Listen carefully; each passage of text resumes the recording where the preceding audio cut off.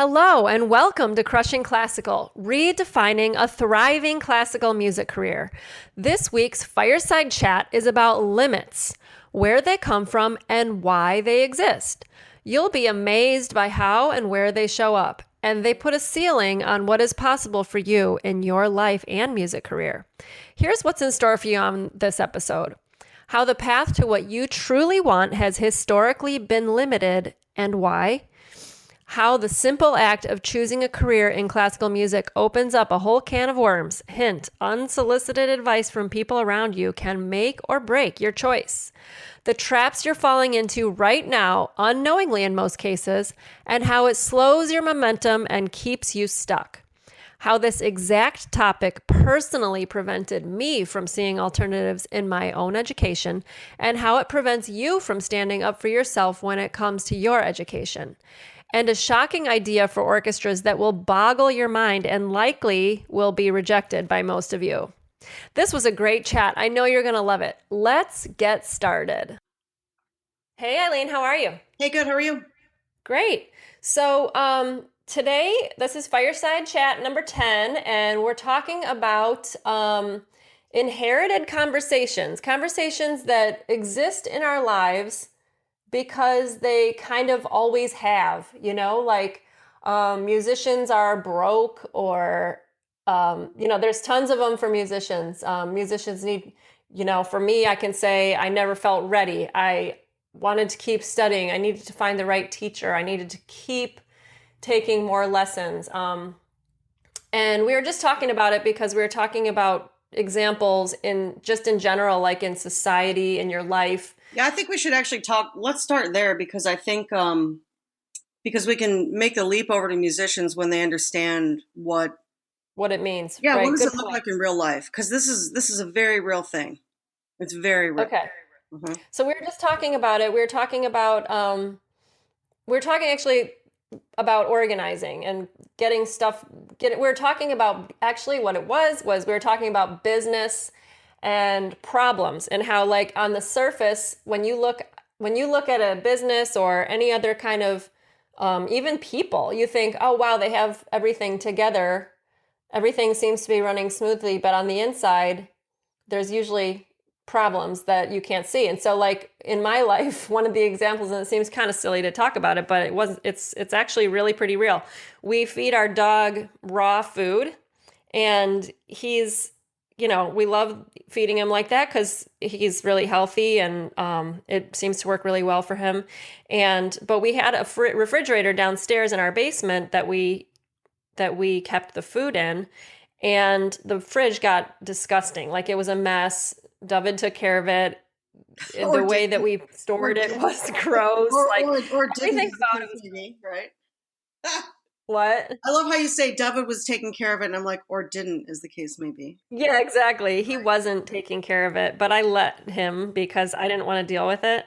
And so it was disgusting. I mean, it's raw meat, and it's in this big plastic container, and he would scoop it out and it would, like, drip meat juice and disgusting. Gross. Are you serious? Yeah, it was nasty. It was really nasty. No. It was like blood, No. No. And so one day I think I was getting another, we call them chubs. They're like a 5-pound tube of dog food, and you defrost it, and then you have to cut it up into the portion size. And I was getting one out, and all of a sudden I was like, oh my God, I cannot handle this. Oh no, I remember David was out of town, so I had to take care of it when he was out of town. And I was like, that's it. Yep. Yeah, it was like the straw that broke the camel's back. I was like, no more of this crap. This is changing right now. And I figured it out. I'm like, the food has to move upstairs. It has to be super duper clean. It has to be, in individual containers that Bernie can just eat right out of. So he can eat out of the bowl that it's in, and then I can put it directly into the dishwasher right after. So, and then sanitize it in the dishwasher. Mm-hmm. So I immediately went on my phone on Amazon, and I found, I ordered like, 6 or 7 of these, like, bowls with lids. Mm-hmm. And I got them in the mail, and I took care of it. When David came home, I'm like, Dog food situation's different now. Well, and here's the thing, like, this is so what we were talking about a little bit too, just to add on to that was, you were saying how, and this leads into the inherited conversations piece is, like, so you handled that, like you had this problem and then you handled it. And now it's been handled ever since, right? Yeah, it's You handled haven't had now. any problem. That was like last year when you did that, I think. And then, Yes. but then there's other things, and everybody has this. There's other things, in your house that are not, you know, they're not handled. So, maybe you have a closet you haven't cleaned out. Maybe you have cupboards, cabinets. A lot of people have cabinets that have, they haven't even looked in the back of that cabinet for like, 3, 4, or 5 years. And so, and it just sits there like that, you know?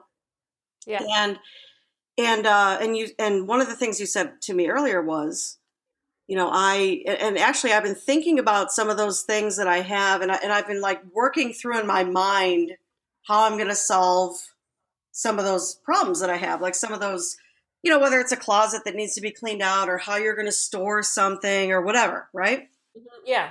You remember? And so what's interesting about that, and you said I just, but I haven't tackled it or whatever you said because I haven't had the time. And right there Exactly. is that right there is the inherited conversation. We that is our excuse truly for not doing something now. And the reason why we have that is because of society. Like, it is perfectly acceptable when you have a kid to say, I don't have time. Yep. Perfectly acceptable. Because society says it's okay. Because it is in society, it is that when you have a kid, you don't have time. Totally. It's 100% that way. I mean, when you didn't have a kid, did you notice that? Yeah, I think I did. Yeah. Yeah. Yeah, I did. Actually, when I had friends who had kids and I didn't have them yet, Yep. and they would always say, "Oh, I don't have time to, I'm Yep. sorry, I don't have time to get on the call with you and, have a conversation. It's just too hard." Exactly. In fact, I've lost many friends that way because they had. I don't have any kids, and they had kids, and then we lost touch because they don't have time. Yeah. They don't have time to talk anymore. They don't have time to check in. It's not a priority. I can't tell you how many friends I've lost that way. And it's really disappointing because the truth is that's an inherited conversation. You don't have to participate in that conversation. You just do because it's there. Yeah. Same conversation exists for, and we're using real life examples. We can bridge this over to music in a minute, but it's important that you understand the concept of it. It is actually acceptable. And I was saying this to Tracy the other day, and this is completely not politically correct, but I'm going to say it anyway. It is completely acceptable for a man to take a step back in child rearing. Yeah. It's completely acceptable. That's another existing conversation that exists. That he's not going to do as much. She's going to be the main child rearer or responsible for raising the child or educating the child or training the child or whatever. That is a reigning. Do you agree? Yes, no? Oh yeah, I agree. And it's funny because even though I think my personal um, relationship and parenting situation is pretty equal, I see where it's natural for me, like, and I've told you this before, like I immediately there's some kind of instinct, or it's partly instinct and partly, the conversation. The conversation's been going for, millennia or whatever, where Mm-hmm. you're like, Forever. I'm taking over. I'm taking this part over. It starts when you're like when you're the only one who can feed your kid, if you're breastfeeding. Sure. It's like, Yep. Starts right there. that's where it starts. Yeah, because Yeah, and then it goes into that. Yeah, yeah, and the dad can't do totally. it. Obviously, the mom has to feed the baby if you're going to breastfeed, and so I mean, it starts right. The conversation begins right there. Yep, and then it bleeds into other areas, and Yeah, it, it and then leads it into a lot. becomes so gradually. Yeah. And nobody wants to admit this. Like, nobody wants to admit that this actually is the way it is, but it is the way it is. And this isn't about gender roles and all. Like, we're not getting into the whole political blah blah. All the nonsense. We're not. This is not about having an argument about, well, my husband. I'm not saying that. I'm not attacking anybody. I'm saying that there's an existing conversation that exists and everybody participates in it. And let's go a step further. They participate in the existing conversation when it's convenient for them to do so. Absolutely. I mean, let's be clear. If if the husband wants to go out, for a guy's night out, that's another existing conversation. If a husband, it is right. If a husband wants Oh, to go out, totally. well, I mean, how convenient he creates. It's a convenient conversation to use, and it exists. It's not something you guys brought in the world. It was already there. It was already there because everyone is participating in it. It's already there, Yeah. and because you're around it and you grew up with it and you watched your parents live it. I did. You watch your mom play a certain role, your dad play a certain role. You became a part of that conversation, whether you wanted to or not. You became a part of it. It became your Yeah. conversation. It's inherited. Yeah. So here's another one with kids. We saw a Okay. post the other day from a friend. I think she's a friend of yours. I'm not sure. Um, She's not. She's but she said, somebody I follow on social. I mean, we won't use her name, but it's somebody I follow on social. Yeah. right, right, right. Mhm. And Yeah, and she said, I screenshot it and sent it to you. I think, didn't I?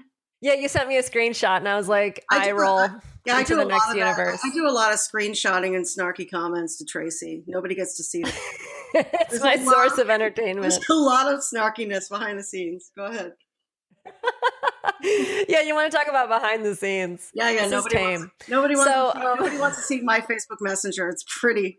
There's a lot of there's a lot of snark in there. There's a lot.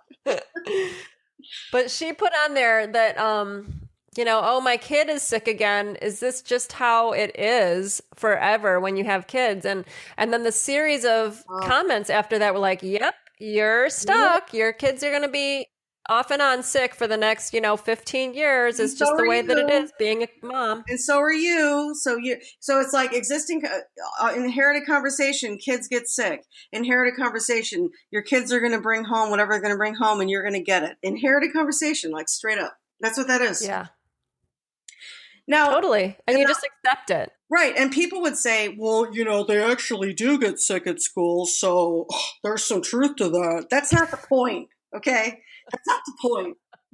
The point is not that it's not that kids get sick. The point is that we are an assumption that this is going to happen because it exists in our conversation and it always has.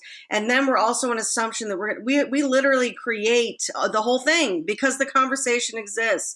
If we completely stopped talking about kids getting sick and us getting sick, I bet you we'd eradicate 3/4 of the sickness that exists because we imagine it, we make it happen. Totally. I mean, how many times have you heard someone say, "Well, my kid gets sick, so I'm just waiting. Yeah. I'm just waiting to Oh get man, sick." I've heard that so many times. So many times. And they fucking get sick. Yeah, every time it happens. And I Yeah. mean, it's funny too because what I think Violet came home with. Didn't she come home with like a cold or something one day? Yeah, she did. She has come Her home stomach with colds flu. from school. Like when she first started school, she got a cold, and Yeah.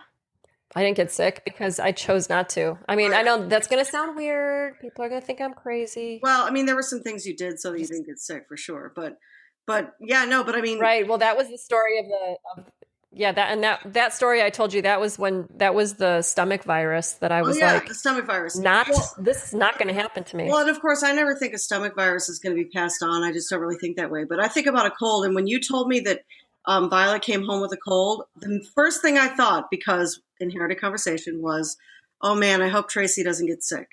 First place I went. Yeah. First place I went. Because why? Because it's an inherited conversation. It's the way that we live. We live as if these things are true and real because it's been that way forever before we got here, and then we inherited it. That's it. Yeah, well, how many times have you been on an airplane and the person next to you starts sneezing and coughing and you're like, "Oh shit." Oh, I've done that 100. I mean, the last flight I was on. The Yeah. last flight I was on. And by the way, no, wait. Was it the last flight? Because I actually did get sick after that. Yeah. I did. Like, I got, this guy was next to me. He was clearly sick. Clearly. Like, he was, you know, boogers and like hacking and whatnot. And I thought to myself, and I remember I turned to him at one point because it was bad. I was like, can you please cover your mouth? I mean, we're on a plane, you know? Like, of course he said he was sorry, but honestly, it's a little too late, when you've been coughing that long and you haven't been exactly covering your mouth all the way. There actually is a way to cover your mouth, but whatever. We won't get into the details of covering your mouth when you're hacking, but seriously, but that's an inherent, but seriously, and I got sick after that. I got sick. I love that you actually told him to cover his mouth. I did. Well, you know what? Because he wasn't doing it effectively. I'm like, when you do this, I actually showed him how. Like when you cough in your hands, you need to do this. For real. Right. Other than that. Well, I mean, I don't want him coughing on me. And I still got sick. Didn't matter. Yeah. So, but yeah, anyway, yeah. So that's there's inherited conversations. I think we need to talk, and musicians have them too. We can bridge right over to the musician conversations. Oh yeah, because it starts with if we go back to the early years, like when you what's the existing conversation when you announce to your parents that you actually think you want to do this for a living, your parents immediately go, "Oh, yeah. Yeah. Yep. My kid's not going to make any money." Yep. My kid's going to be broke. Yeah. And that is an existing conversation in the world. Another existing conversation is, okay, what's going to be your backup? Oh, totally. What's going to be your backup? I used to hear that a lot. Not from my family. My family was supportive, but I heard that from other parents all the time. Okay, what's your backup going to be? My mom said, so you're going to be a music education major, right? Because, you can try for performing, but ultimately, you have to have the backup plan. You can be a band director. Yep. Yeah, that's totally, and of course I understand the concern, but that's definitely, I think that plants a seed for musicians, early on. Oh, totally. It absolutely does. I think another one is some version of this, and I think it depends on how serious of a musician you are, or how serious you were growing up. What's that phrase that people used to say? And I went to Interlochen, so Interlochen Center for the Arts for school, and there was always this sort of phrase hanging in the air. I mean, it could have been written in smoke. It was something like, every minute you're not practicing, your competition is, or some version of that. Yeah, right. Oh, it depends it depends on how serious you were and how early on you were serious as a musician. But that's like the conversation that hangs it like it's written in smoke in the air. I mean, really, that's what it was at Interlochen, and I'm sure it exists for a lot of musicians. It's an inherited conversation. I remember that at Indiana, and I remember people saying that and just getting struck with this feeling of fear, like in my chest. Like anytime I wasn't practicing, someone else was getting better than me. That's right. Yep. And they were going to beat me. Yep. Totally inherited conversation right there.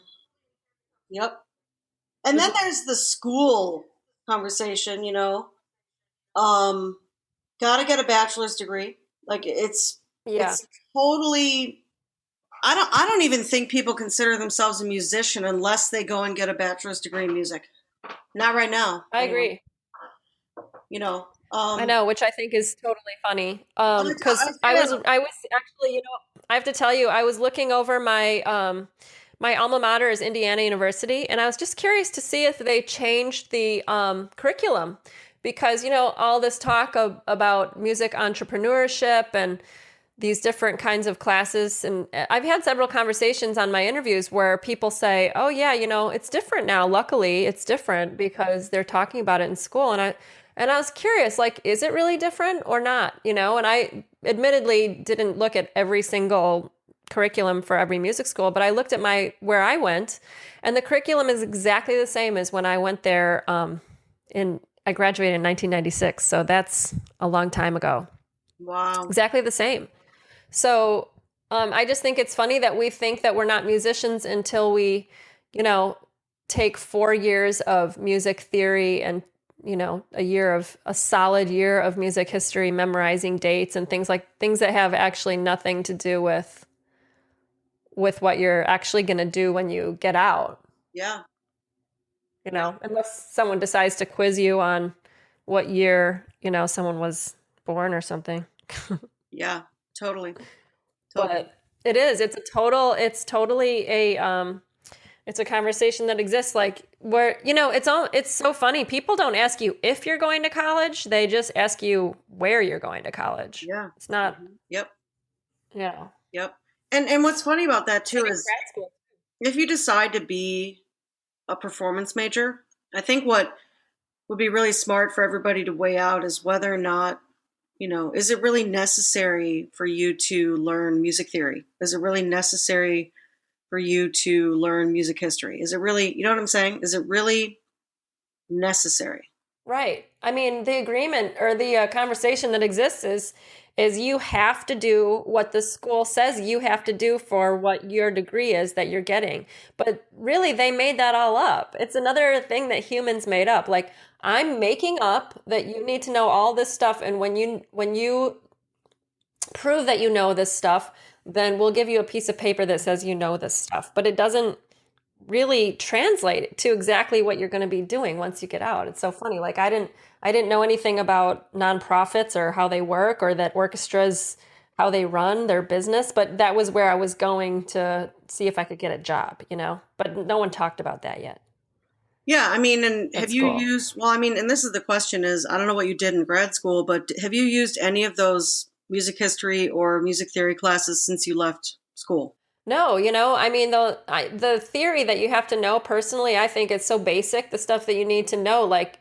you need it helps when you're playing in tune in an orchestra to know certain things, but those things can be learned like while you're doing your playing.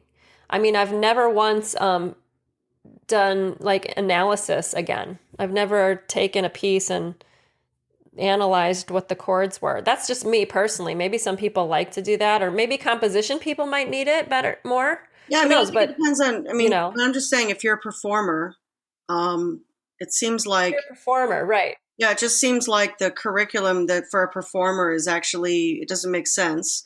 It makes sense if you're a composer to take music history and music theory classes. That makes all the sense in the world. And composition class, obviously. That makes all the sense in the world. It makes sense that if you're going to be a music history teacher, that you take music history and even music theory classes. That makes sense. But does it make sense for a Right. performer? No, it doesn't. I really, Exactly. I really think that um, they really have not thought through what the curriculum should be for. And again, it's just part of an existing conversation. It's an inherited conversation. There's that. I mean, that's really what school is. If you think about it, the reason why school hasn't changed is because it's an inherited conversation from a very long time ago. It's the same thing with Hmm. music school. It's the same thing with getting a degree. Getting a degree is an inherited conversation. Everybody needs a degree. That's an inherited conversation, Yeah. you know? And I'm not even sure when that started because Yep. a long time ago, long time ago, there were lots of people who didn't go to college. In fact, it was more, I don't even know how long ago it was, but it was more common not to have gone to college than it was to have gone to college because college was very cost prohibitive at one time. And I'm not saying it's not cost prohibitive now. In fact, it's more cost prohibitive now than it's ever been. But I'm talking about in, I'll say America because I don't know about other countries, but it used to be, way back when, you know, back in our grandparents and prior, it was really expensive to go to college, Right. you know? And so I'm not sure when it started. I'm not sure when that conversation started, but it's still hanging around. Yeah, and I think musicians and performance majors specifically, it's really an inherited conversation that they think you have to keep going and get a master's degree. Like once you're Right. done, no one thinks they're ready when they finish the 4 years. Why is that? Well, I think part of it is because they're not. Um, but I don't know. I don't think anyone can define what ready is. Right. I mean, when are you ready? You're only ready when you say you are. Ready is also a conversation. Exactly. I'm just saying. I mean, ready is a conversation too. I'm ready or I'm not ready. You say you are or you say you're not. Whatever you say is what you are. Right. Because what defines ready? You know? That's a good question. I don't know what defines ready. It's up to you what you feel Yeah. What you're defines ready ready? for. How do you know? You know? And what are you ready for? That's another question. Yeah. What are you ready for? Maybe you're not ready to audition yet because you have problems in your playing or you have problems in your playing that would prevent you from winning a job, let's say. Because Right. that's sort of the thing that music performance majors do. Sorry about the horn if you can hear that in the back. There's somebody. I have my windows wide open and there's a because it's actually nice right now in Arizona. We take advantage of these days. We actually open our windows when it's not 100 degrees. Um, but Right. so yeah, so you hear some noise out there, but yeah, so that's what I think is interesting about it is if you come out, let's say you finish your 4-year degree and you're not ready to audition for whatever reason, like my playing is not at a level that I'm actually going to win a job yet, and maybe you know that, or you've been told that, or you can see that about your own playing, whatever it is. Well, then you have to Uh-huh. look at what the next logical step is for you, and the inherited conversation is I'm going to go for a graduate degree. Right. That's the issue. Instead of the inherited conversation being I'm gonna look at what my options could be. Like I could go live in an inexpensive city and study with so and so for a year, and with the intention of raising my playing to a level where I can actually win an audition. Maybe that's not an inherited conversation. That's another path. Right. You know. Right. And honestly, Tracy, Yeah, I think 100%. I think the reason why people do it though, Tracy, is because school feels secure and safe. It is. I considered it buying time, and I could get a loan to help pay for my living expenses and cover the lessons that I needed. And the other part of the school that I had to do because I enrolled in school, to me was annoying. I didn't really want to do that part. What I really just wanted was to study more. But I Which yeah, used and the actually you school could have as a done way that. to, Yeah, and you actually could have done that too. I could have. Yeah.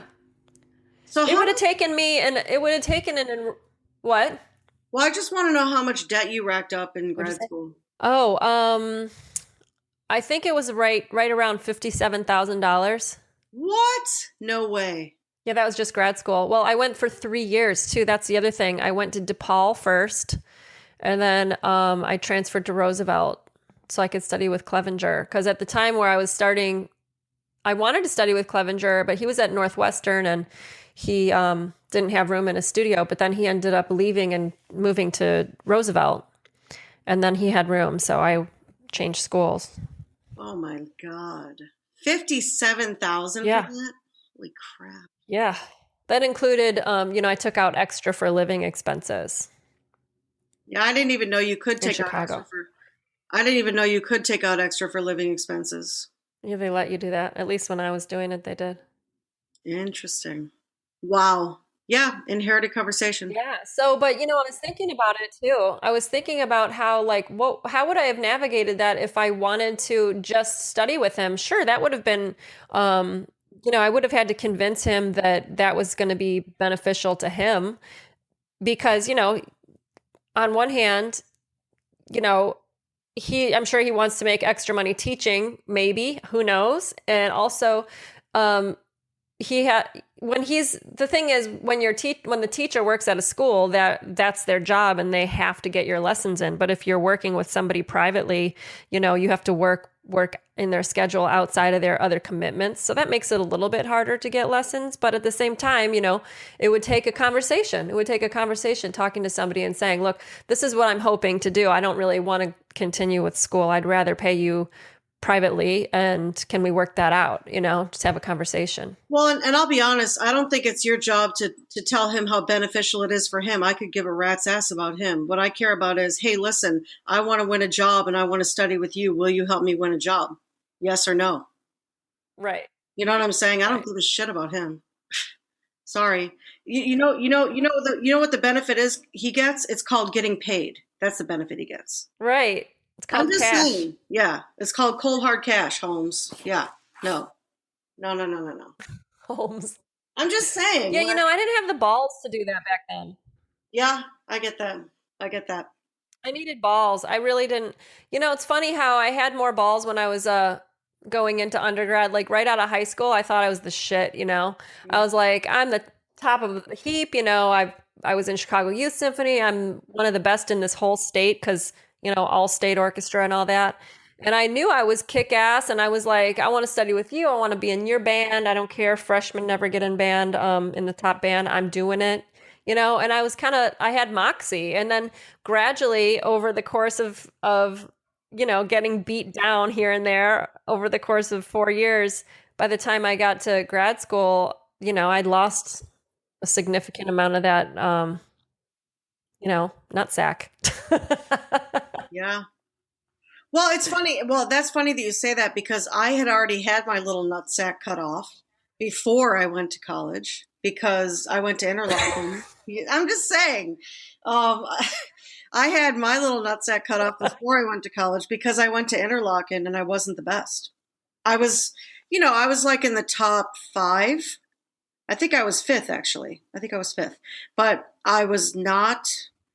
One, two, three. Yeah, I think I was either fourth or fifth. I can't remember. But my point is, I was not at the top. So I was already cut off. I did not. So in Right. other words, I did not go into college thinking I was the shit like you did. I knew I wasn't. I knew that I could be beaten Right. by people. I definitely had been humble because I spent essentially a year and a half at Interlochen. It was one full summer, which that's when I really got castrated. And then the year after that, I went to Interlochen for my senior year, and I was not the best. I think I was fifth best there. And so I was already living in reality by the time I got to college. That's good. That's actually really good for you, Oh yeah. I mean, it was I painful at the think. time. Yeah. I'm just saying it was painful at the time. When you find out that you're not as good as you think you are, it's painful. Yeah, Hmm. that's true. So, yeah, I'm sure you were living in Yeah. reality for So, 4 years at school. right. Yeah, it was, well, my first school was University of Illinois, and I was still pretty, my teacher used to say, "You are the most advanced freshman." So like that's like some kind of compliment. Yeah. But then there was, there's a hierarchy there. There's grad students who are already there. So even if you might be close to as good as the grad students that are there, you're still a freshman. So, you have to play assistant or whatever. And then that's when I moved to Indiana, and then it was a different story over there. There was a better pool of people. Okay. Better players, I'm sure. Yeah, yeah, yeah. That makes But sense. and I also had a teacher who would yell and scream at the top of his lungs at me every day. Oh, So that was okay. not good. Yeah. Yeah, so I Yeah. don't know. I think the biggest thing musicians have to fight against, especially, coming up certainly, but actually as your career goes on, is all the inherited conversations. After I need to go get a bachelor's degree. After a bachelor's degree, I need to go to grad school. After grad school, I need to take auditions and get a job. There's just a lot of inherited conversations here that, and this is why I think it's so difficult for classical musicians to create another career because the inherited conversations keep them where they are, stuck exactly where they are. Exactly. And part of that inherited conversation, we were talking about it yesterday, like when you go to grad school, then, it's sort of what everyone's doing. They're breaking into a freelance scene while they're auditioning. And that's, also inherited. Like, this is what you're supposed to do. You're supposed to work yourself into working while you're in grad school in the city that you're in. And Hmm. then when you graduate, then you're in the scene, quote unquote. And then you're supposed to be auditioning after that. So yeah, you're right. It's kind of a cemented conversation that exists. And then on top of that, there's the other conversation about just that you're pretty much going to expect that you're going to be broke. So you should take every gig that you possibly can. Yeah, totally. Yeah, I think the freelancing thing, That whole yeah, the freelancing thing, like taking, what is it? What we were talking about this the other day. Oh, your buddy in New York City. Weren't you saying that he's taking every gig yeah. because he just wants to get paid to play? That dude, you know who I'm talking about? Yes, yes, yes, yes. That's another Yeah. important conversation. What's that conversation? What would you call that? What was that? Yeah, I just want to get paid to play, maybe. Like, Yeah, yeah, yeah. I just want to get paid to play. I'll take anything. I just want to get paid to play. I just want to be playing and getting paid for it. That's what I studied to do. So, I'll do anything. I'll do anything I can. And I feel like I was thinking about this too. Like,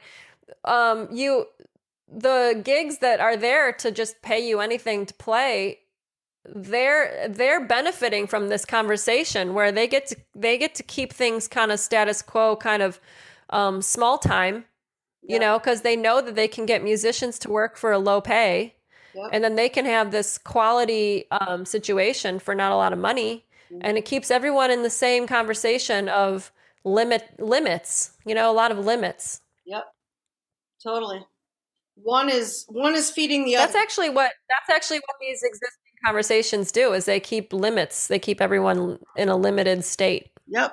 And actually that's done very well in the classical world. It has kept classical musicians exactly where they are for a very long time. Totally.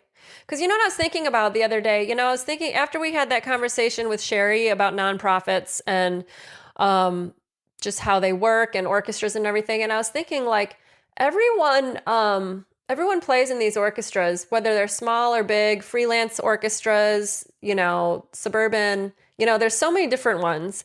And nobody you can at some point one person decided I'm going to start an orchestra and they did it. And then, 85 years later the North Carolina Symphony still exists, or 200 years later the Chicago Symphony still exists. Like someone started it at some point, but now these existing conversations have lasted for so long. People don't think, hey, I'm going to start an orchestra. I'm just going to do it. Like it's outside of the scope of what's possible when you live inside of these limited conversations, I think. Yeah, I think you're right. Yep. I think you're right. That makes sense. And it kind of leads into what you were just saying right before the podcast started.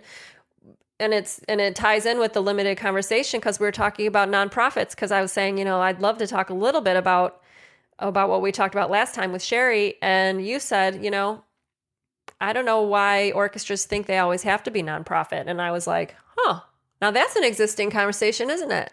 Mm-hmm. Totally. It is. I don't, I don't think I don't really understand. Well, I don't really understand why orchestras are nonprofits because they don't need to be. Say more about that. What do you think? If you play what people want to hear, I'll use, what something you said earlier, the Red Hot Chili Peppers are not a nonprofit. Right.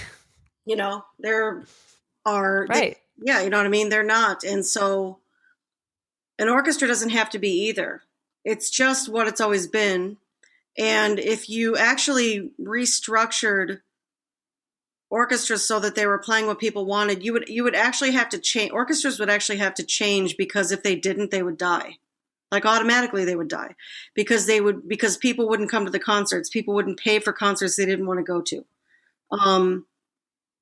I think I think part of the reason why orchestras have such a problem is because of the structure they're in. It forces this whole idea of supporting. Let's support the arts. Let's support music. I don't know that that's really necessary. You don't have to support it if you're doing something people want. They'll support it.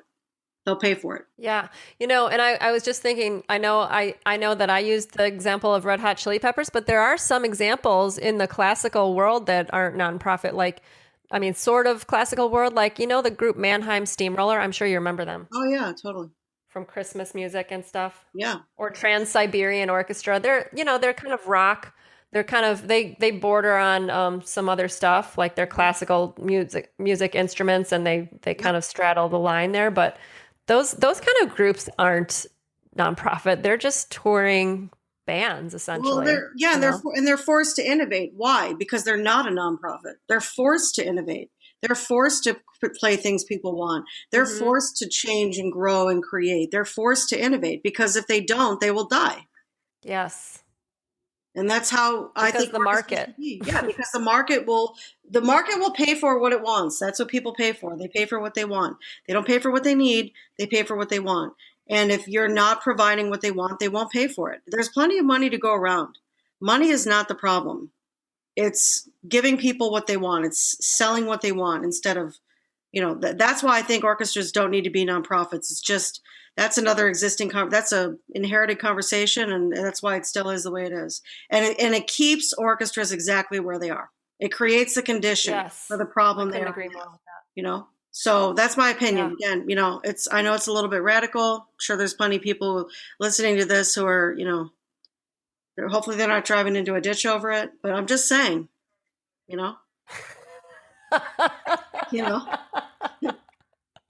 Whoa, hold on. Yeah, right.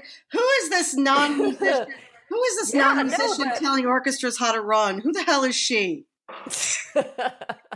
well, that's why I like to bring in opinion from you, from the outside of the limited musician limited conversation that we all live in. We all live inside these limits, and we see what we think is possible inside the limits, and it's frustrating, and I'm tired of it. I want there to be change, I really do. Yeah.